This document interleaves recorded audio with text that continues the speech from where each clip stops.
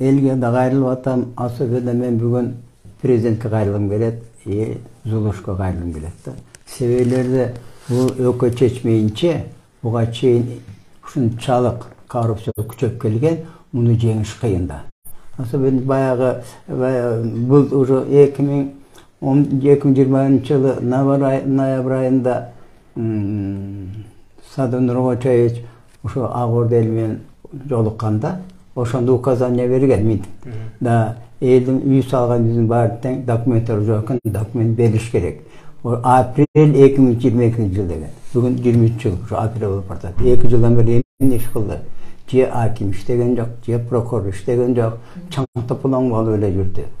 Yani ikincisinden men aytayın degem. Bunun istoriyası boyunca men bunu 13 yıldan beri şunu jakşı bilem. Nova Pavlovka aile hökümeti birinci aile hökümeti olup 2013 yılı Sadalip degen gelgen.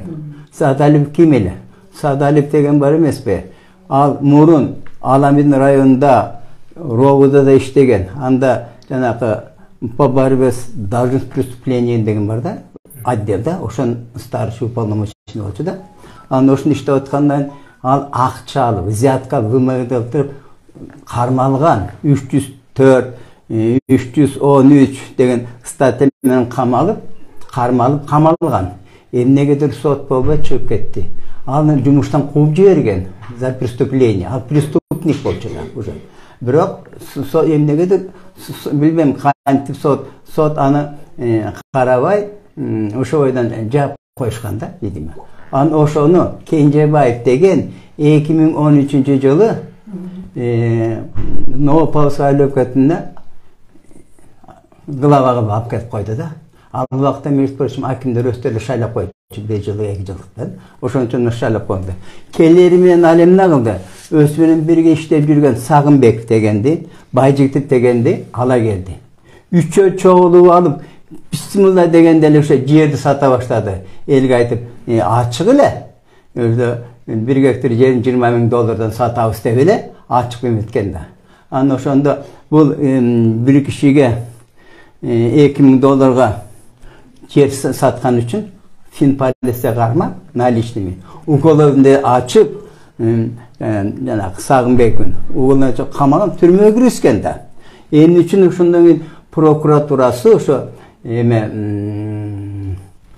Сокулук район прокуратурасы ишти жаап койгон да. Мына ошондон башталган.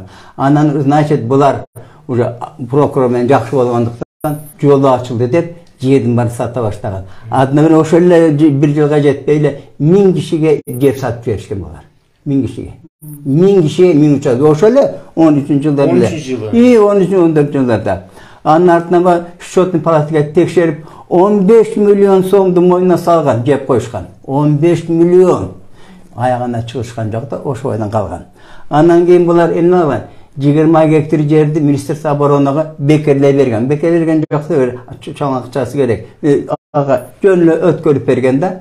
Ошондо ушундай чоң чатак болгондо жогорку кеңеш, мына менде турат мына постановление. Жогорку кеңеш 21-октябрь 2014 жылы өзүнүн заседаниясында жогорку кеңеш постановление чыгарган. Номер 46-48 В деген да. Анда ошондо Новополоцк айыл өкмөтүн көрсөтүп, ошону айткан. Анын жетекчиси персонально Садалип деп, аны уголовный тартыш керек деп туруп, постановление чыгарган. Эмне дейсиз? Бул дагы прокурордун артынан, акимдердин артынан эч чара колдонгон жок. Анын бул жогорку кеңештин чечимин аткарбагандан кийин ошо Новополоцк депутаттары анан өздөрү заседание кылып, ага недоверие кылган. Между прочим, депутаттардын 5-6 кишиси менде член болчу, менде член да. Анан алып чыгып, анан 29 июнь 2016 жылы постановление чыгарган. Недоверие деп да. Анан Садалевди недоверие кылып бергенден кийин алып чечимди алар алып келип Кенжебаевге берген. Анда Сокулук районунун акими Кенжебаев болчу да. Кенжебаевга берсе, Кенжебаев что интересно, мынакей. Кенжебаев протест жасап мынтет да. Я не согласен с решением айылной кеңеши. и отказываясь, он не давай главе көтө. Ай, закон боюнча районный комитет, аким айылдык кеңештин ичине кирише албайт. Айыл өкмөтүнө кирише албайт. Кенжебаев ким? Ай, ушунчалык кыйынбы? Аны ошентип анан чыкты да, ага карабай теге аны айтты. Кайта давай отказ бергиле деп туруп, депутаттарды коркутушту. Мен ушуга таң калам да. Андан кийин депутаттар коркпойт. Алар айтты, сен ишиң эмне? Биз депутаты биз чечебиз дегенде. Депутаттар ошентип макул болбой да. Анда Кенжебаев аны ошол жерде Сокулук районунун прокурору келген, Төлөмүшев деген. Уже Төлөмүшкө баштаган. Ан Төлөмүш бар эмес, мына кем жазып турат. Что интересно, шунчалык безграмотный да, ушундай прокурор иштегенде прокурору протест жасап да. Атамбаевдин кезиндеги иштеген прокурор. Вот, мындай протест жасап да, аны уже теге айыл кеңешинин председателине Кожомбердиевке давай отказ берген, жокко чыгар дейт. Эмне мен жокко чыгарам дейт. Чыгарбай койгон. Не занят чыгарган дегенде. Анда экинчи жол протест жасат. Мынакей, экинчи биринчи протестти кайсы числосун көрсөтөй мынакей. 30-сентябрь 16-жылы отказ берди. Болбогу баш ийгейт. Экинчи жолу жасат 4-сентябрь 16-жылы Кожомбердиевке. Митип жасат ошо бул жерде да. Отменить постановление дейт. Мынакей менде бар, бардыгы бар. Отменить постановление айыл кеңеши в отношении Садалева дейт да. Эмчүн отказ берет. Анан кийин үчүнчү жол берет протест мынакей. Незаконный правовой акт деп, незаконно кабыл алдым деп Төлөмүш жазып атат. Ай, бизде ушундай бардак болуп кеткен да. Бул Төлөмүш жазып атат. Анан отменить, дагы отменить, дагы сотко берген. Сотко бергенде, что мен ошо сотко катышып калдым да, что интересно, сот буларды колдоду. Бул акысы да жок бул сотко. Сотко ким берди? Төлөмүшев. Теге Садалев таштагылып, ай, исковое заявление Төлөмүшев жазган. Качандан бери прокурор жөн айыл өкмөтүнө адвокат болуп алды. Мына ушунчалык низко көрөгөн. Төлөмүштө иштеп жүрсө керек. Ушуну мен сотто айткам. Сотко Төлөмүшев бүгүнкү күндө иштеп атат да? Билбейм, аны котолуп кетти да. Бюджет иштеп жүргөндө. Ошто Төлөмүшкө бетиң жок деген. Магун чогон байка. Ал эми иштеп келген, зам болуп да. Бул абдан грязный. Эми үчүн бизде грязный иштегендерди ротация кылып которуп коюшат да. Ошондо мына которду. Аны ошентип анан сотто жеңип чыгышты. Бирок мен сизге айтайын дегеним бар эмеспи? Айыл өкмөтү, айыл кеңеши бар эмес, баш ийген жок. Андан кийин 19-августта недоверие жазган, Кенжебаев албайт. 27-октябрда недоверие кылган, Кенжебаев отказ берип албайт да. 21-февраль 17-жылы Кенжебаев. Бул жерден Кенжебаев преступниктин ролуна кылмыш болуп атат. Себеби дегенде өзү аким болуп туруп, тигилердин чечимин жокко кыл деп албай койду. Бул эмнени көрсөтөт? Бул коррупцияны көрсөтүп атат. То есть Садалев, Кенжебаев связан. Жасаган, өзүнүн иштеп жаткан кызмат абалынан аша чыгат. Бул коррупция. Бул жерде мына коррупция деген эмне? Мына прокурор катышып атат, айыл өкмөтү катышып атат, и аким үчөө чогулуп алып. Ишо сот. Госрегистрде бар да. Ал госрегистрде башка мына эмчин келген айтат. Ошон үчүн Садалев 13-жылдан баштап 17-жылга чейин Новополоцк айыл өкмөтүндө бар эмеспи? Өзүнчө аялдарды бир жанагы түрмөгө түшүп келген аялдарды көпчүлүгү да, мошенниктер да чогултуп алып, ар бирине 20-30 гектардан жер берип, мына 4 сотунан саткын, акчаны бөлүп алабыз деп бөлгөндө. Ушундай мен аны текшергем ошол убакта. Мен просто эч ким сөзүн укпай койгон да, бирок мен анын баарын жазгам, айткам. Эмне болду дейсиз? Асырк Новополоцк өкмөтүндө 17 жылый массив. Ар бир жылый массив жок дегенде, bir жылый массивте жок дегенде 2000-3000 киши болгондо дагы 17 жылый массивте 34-35 миң киши. үй bile. 30 bunu kayaktan geldi. Bunun barın kılgan Sadaliyev, bunun barın kılgan Kencebayev, bunun barın kılgan Tölemüşev oldu da. Tölemüşev, Sadaliyev, Kencebayev'dir hazır бүгүнкү күндө каякталар? Эми Төлөмүштө актан да которуп кетти. Прокурор болчу да. Аны которуп берди да. А Кенжебаев болсо андан кийин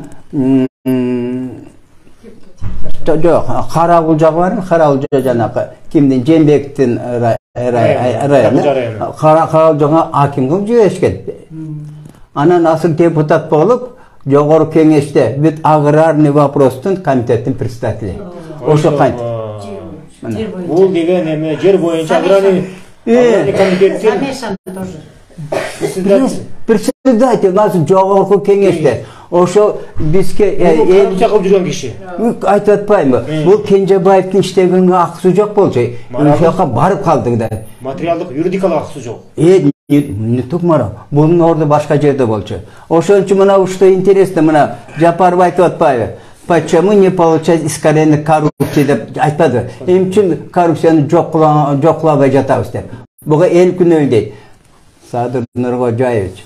Себеби дегенде мына ушуга окшогондар ар бир айлык өкмөтүндө, ушуга окшогондар ар бир районда, ушуга окшогондар областта, жогорку кеңеште отургандар, мына ушулар күнөөлүү. Ошо конечно жол бербей жатат. Коррупцияны бизде жеңиш оңой эле. Мен жардам беремин. Мен народный контроль ар бир районда бар. Биз жөн эле жеп коебуз, неже моюна коюп беребиз. Биз ар бир ишти кылган мынанын баарын тең өзүбүз биздин антикоррупция народный контроль деген өзүбүз бар эмеспи? Элдин арызы менен өзүбүз независимый расследование деп коет. Өз өткөрдү бүт папиры. Биздин кылган ишибиз 100% подтверждается. 100%. Анан дагы мен сизге айтайын деген бул жерде. Азыр сиз баягы ноябрь айында указание бербедиңиз беле? Акимге, ноябрь айында бердиңиз деги прокурорго, губернаторга ушу вопросты тез арада чечкиле деп. Помните, чечкиле. Бирок мен сизге айтайын деген ошол убакта сиз өзүңүз мынтип айттыңыз. Мынакей карагылачы. 441 деген постановление чыгыптыр. 500'den ашык киши экен. 2007 жылдан бери, постановлениясы бар экен, жерге документ ала албай жатыр. Ушуну чечкиле апелляцияга чейин деп айткансыз. Мен сизге садырныга жайыз. Сизге ошол 441 постановление ким бергенин билбейм. Мен сизге айтайын деген бар эмеспи? 441 постановление болгон эмес. Анда постановление жок. Анын барын теңте Койбаков, Койбаков деген ойлоп чыгып жазып алып эле. Кубатов ал. А мен Койбаков жөнүндө айтып атам. Ошо Койбаков түзгөн бул эмени. Анан госрегистр баштаган бүгүнкү күндө ызычууну Агордо конушунда 481 контурда ызычууну баштаган Койбаков баягы кварталдын башчысы. Ошол иштеген да Агордо иштеп атканда. Аз бир минут урматтуу мекендештер. Бул жерде азыр биздин Кыргыз Республикасынын өкмөтүнүн өзүнүн токтому чыккан 481 контурга атайын токтом чыккан канчачы эле өкмөттүн токтому? 344. 344 токтом. Ал эми мына Камил агайыбыз айтып атат, жасалма токтом жасаган Койбаков Килекте. Ошол э?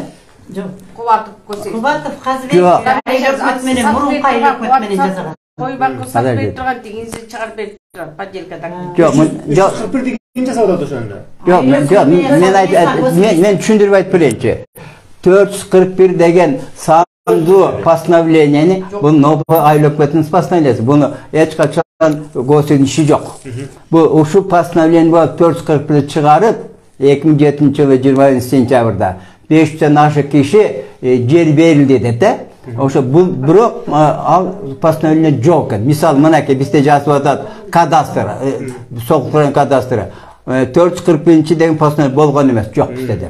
Экинчи айыл өкмөтү. Кадастр айыл өкмөтү. Айыл өкмөтү. А кадастрда жазып атат, андай постановление болгон эмес, биз андай эмеге чыгарган жакты. То есть бул өкмөттөн сотко берип атат. Жана сот болгондо соттун запросуна ушундай өкмөттөн берип атат. То есть андай постановление жок. Бул жерде эмнени айткым келет? Sadı Nurgacay, sizdi, uşu pastanı balda kim aktadı? Gubernatörde, zam gubernatör, hakim, zam hakim, prokuror, barçol, sizde aldadı, sizde kalp yerde söyletti. Şunday adam benen kantip, ana korrupsiyon jenge болады. Jenge bolboyt. Ana mına kubatıp bolsa, uşul arkulu, mına uşul arkulu kubatıp. Bardığına dokument жасап берген. Demek ağay, Kamil ağay, demek bugünkü günde janakалы үйü sürdürülgen 1 mart günü, жаздын 1 günü sürdürülüyordu. Kim degenler bizden Maral Şabalotovanın үйü sürdürülgen. Oşonun emne üçün sürdürülgen? Anın sottun çeçimi menen. Sotqa kim arыз жазган? Janakалы ele 441-ci toxtomdun negizinde, pandemiya dokumentin negizinde, oşonun negizinde arqылуу жасалып, жана документи. Ошол аркылуу жасалып сүрдүрүлүп атат да. Демек мына жерде аябай баягындай мыйзам бузуу болгондо, бул жерде демек сиз ошол жерде эң жоопкерчиликтүү ошол жерде кварталдын башчысы Тилек Койбаковду күнөөлөп атасыз. Да кимди күнөөлөмөксүз? Men bu yerde var mı? Nov Ağlı Hükümeti'nin ayrı hükümet adam bir yerge cevap vergeni zamı sadalık başka bargı cevap verir. Bargı cevap verir. Birinciden de ikinciden alcada kvartalini verip koygan alcada kvartalini koymak degen bolsa kiyinelek bol kaldı. Kvartalini giyinilek. Murun bolgan emes. Oşo bolor menen bular emne kıldı. Жердің барын тең дапын жердің барын сата баштады бұлар. Бұлар мен ойлосаң 1400 гектар садына қойысты қандай айтқан білмеймін. Мен сізге айтайын. Новопавловск айлы өкіметі 1400 гектар жерді бүт сатып жүр екен. 1400 гектар мизамсыз гектар жер. Мизамсыз. Ешқандай біріне де мизам бар. Мен сізге уже түсіні қай уақытта мизам болады. Мизам болады мұндай. Мына я хочу обратиться к всем, кто слушает меня. Барно айтып берейин деді. Мыйзам боюнча элден мурун эме чыгат, приказ чыгат да трансформация жер деп келет. Анан ошондон айыл кеңеши, любой айыл өкмөтүнөн болсун, айыл кеңеши ошо заседание кылып, мына жер трансформация болуп тур, ошо комиссия элге туура бөлүш үчүн комиссия түзүлөт. Ошо комиссия бар эмес бе? Ошо комиссия анан карап, анан эмнени карайт? Ар бир документти карайт. Жана айыл өкмөттүн очередине устап коет. Бүт папкаларды алып келет. Ошонун баарын карап чыгат. Ким биринчи, ким экинчи, үчүнчү, анан кимдин семьясы көп и так далее да. Жетимдер деп ошону карап туруп бериш керек да. Бул Новый Павловна бир да кандай болгон эмес. Наоборот, бүт айыл депутаттын бар ага каршы кылып, вообще муну караган эмес да. Ошон үчүн жана миң деген жанагы асыр 30 миңден ашык, асыр 15 миңден калп айтпай эле койсун. 30 миңден киши ашык жер алды. 30 миңден асыр. Мүмкүн жасалма, подделка. Жасалма, подделка болобу? Баардыгы тең бар жер бирөө калп эле сатып, незаконный, мыйзамсыз сатып алгандардан 30 миңден ашык. Жана 15 миң деп атканы ал дагы калп. Мунун башында турган именно аким, губернатор, айыл өкмөттөрү, чилендери, жанагы милициясы бар и прокурор бар. Ошондо мунун баарын асыл эл чумам чыгып атат, мунун баарын алып чыккан ошо Сокулук районунда иштеген бизде антикоррупция народный контролдун чилендери. Yani o sizler biliyorsunuz, bana çilendерин эме деп kimdin эмеси бар, приказы бар, жанагы законы бар. Закон о защите лиц, сообщивших о коррупционных правонарушениях деген. Мынакей. Бул 30-жыл 19-жыл чыкканда, бул жерден ким ошону алып чыкса, аны защита кылыш керек эле да. Бирок анын ордуна бар эмеспи? Ошо бизден чыккан кыздарды, в том числе жаныбызда отургандарды, мынакей. Кармак милиция. Ой, булар алып чыгып берди. Мына Абдрахман теге Дарихан Абдыкадыр Дарихан аркасы бар эмеспи? 600-тен ашык незаконный жердин бирин алып чыктык. Мына ал жол мынакей эмдетип атат. Жасалма документтер. Жасалма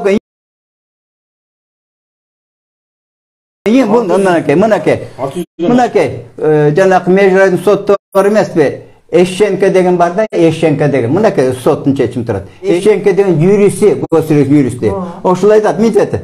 Sotta gösterisi yürüsü Eşşenke. Men de 650 paddelka men gösterisi jasap berdim. Bunu öz aytı da sotta. 650. Emçi bunu kamakan yok sot. Men çыңgalım. Buna ki jasap turat. Sotta götürse olur. Öz aytı. Kim bol işetti al kişi? Yürüs.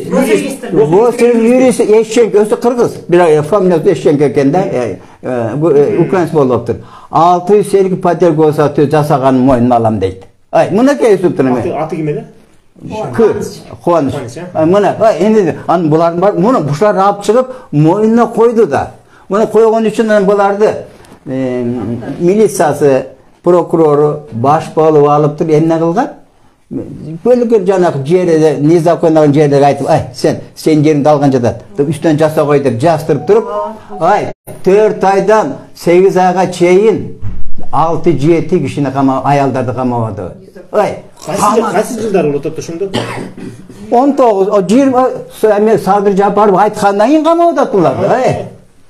Ay, Sadır aytkandan keyin bular hem şunu aytasın depti, ошондон keyin bulbardı, bakışlardı, kamap. 8'e buna kim 8'e jat çıktı. 2 ay, 4 ay, 6 ay degen dagı 5-6 var. Resmi. Kurometova, al yerde Şabdan Alınbekov degen следователь бар да. Bu Majanov degen bayağı ilgili Allah prokuror degenden inisi eken. Bir tuğan inisi. Jakın tuğanı da inisi. İniyer eken de. Hazır Şabdan Alınbekov. Alvar emes mi? Sokoluk Rovdasının tergöçüsü. Alenine kılvadat. Barın tengele. Moynunu al. Albaysın bu. Kamap koyar tek üç gün. Albasa apap sotmeni kamattırıp koyar. Anın üstüne alvar emes mi? Emniyet bu ayaldardı suraganda ya. Ay ukol jasap. Bu kaçan? Bu faşizmde olmaz ay. Bu faşizm de koyat ay. Alınbek Şabdan priyam kayaldarga çıkırıp ukol jasap turp anın protokol koydurat eken. Bolgon okuyada. Tuabı ya. 5 kaça men kalpaydım. Mağa düşken malumat boyunca.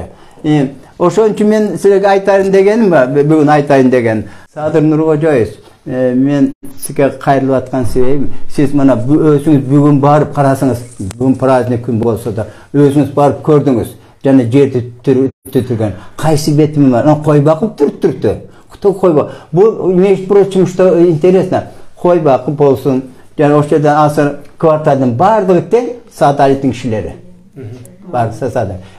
Sadaleti yani 17. yılı 4 yıl nida vergenden keyin bunu aylık bütün al salat dep turup Kencebayev hem oldu bilesizler mi? Anı hakimge birinci zaman hakim fotoğraf olmadı. Ay. Canakı moyunda koyğanda nida verip beli batsa ana apart özüne zam kılıp fotoğraf aldı. Asır bu Kencebayev var tege Sadalet. Asır Moskoskrende birinci zam. Bizde kanday bizde. Bizde uşunday anan xantip sadırlarga sizi kim kolda atat. Bunu özünüzün canını bunu исполнительный власть sizin aytkanızды ekide atkарыш керек. Al sizde aldığınızda жүгүнөт дагы артыңыздан öz bilgenini жасап, elдин барын кыйнап, момунту мына ушуга алып келди. Men бүгүнкү күндө айтат элем. Sadır Nurgojoyevich, Kurmankul Doktor Aliyevich bir dagы участок Kırgızstan boyunca bir dagы участок захват болгон эмес. Бардыгы организованный айыл өкмөтү акимдерине сатылган.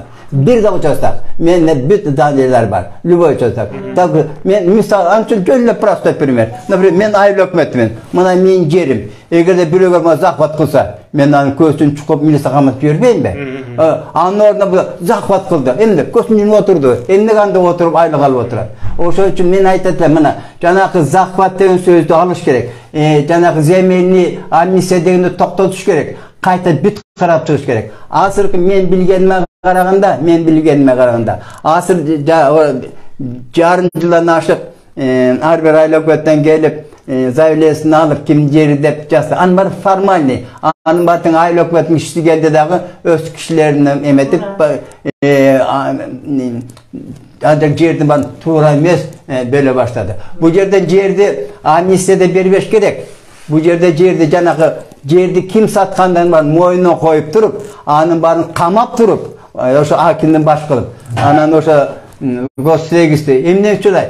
Gostegisten mına bizden men çilenderim. Gostegistiden barına 40 adamga ugulayında açılgan. 4 yıldan beri sot bitpeydi. Anı üstte mına Kuvatov degen Gostegisterdin начальниги аны асы Карабалтага которуп коюпту да.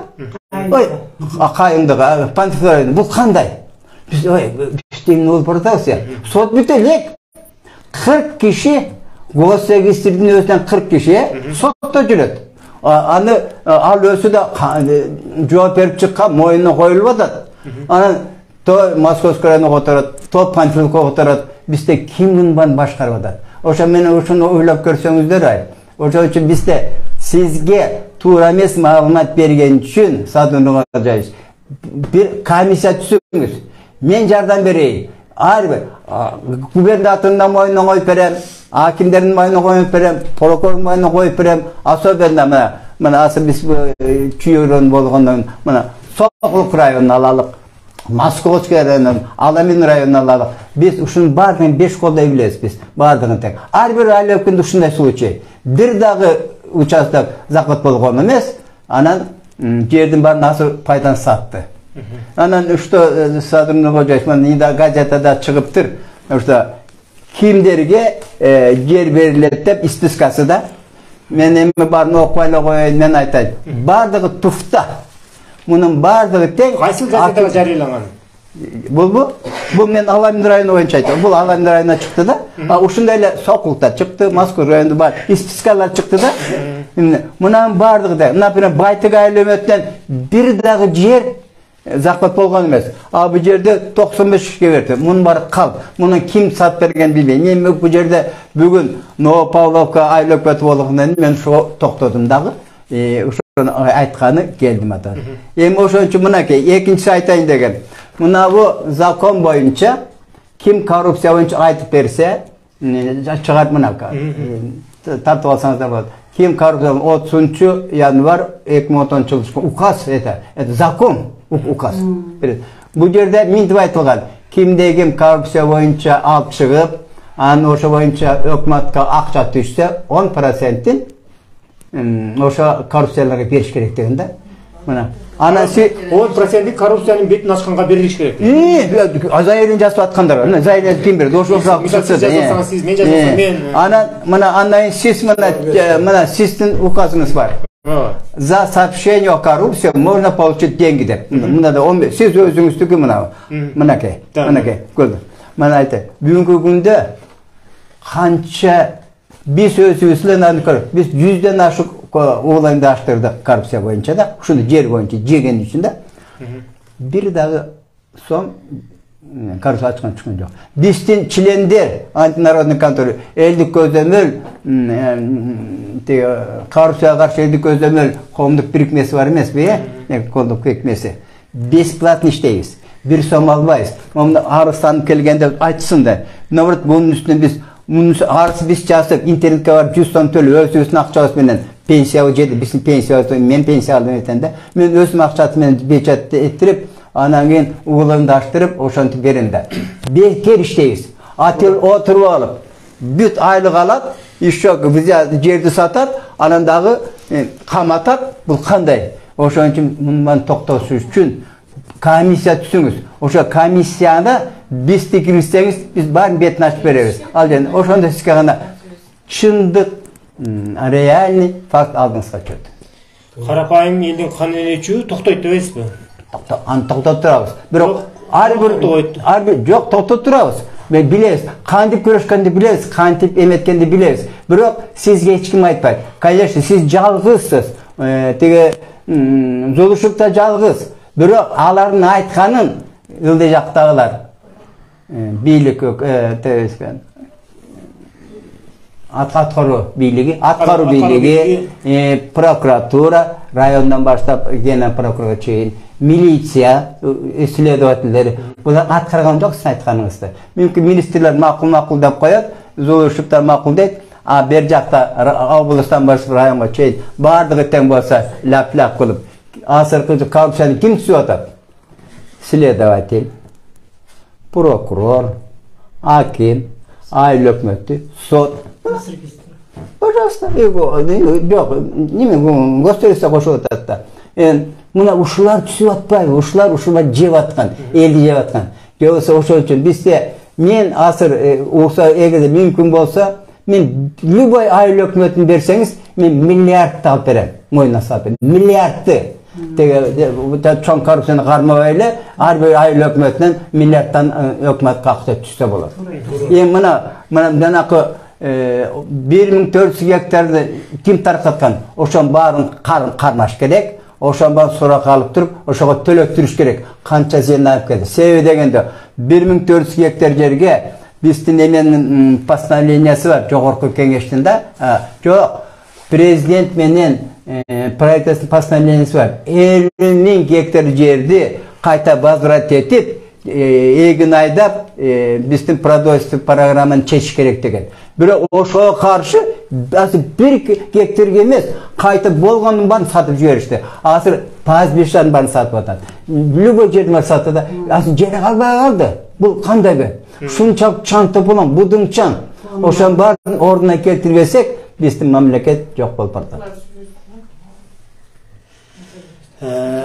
Демек 1400 гектар жерди Новопавловка айлап кеткен кетти. Элге таркатылган. Жанагы незаконный таркатып саткан. Кийим саткан, ошонун баардыгын уже жоопко тартыш керек экен да. Анын баары тартип орунойт. Ошондо тартип.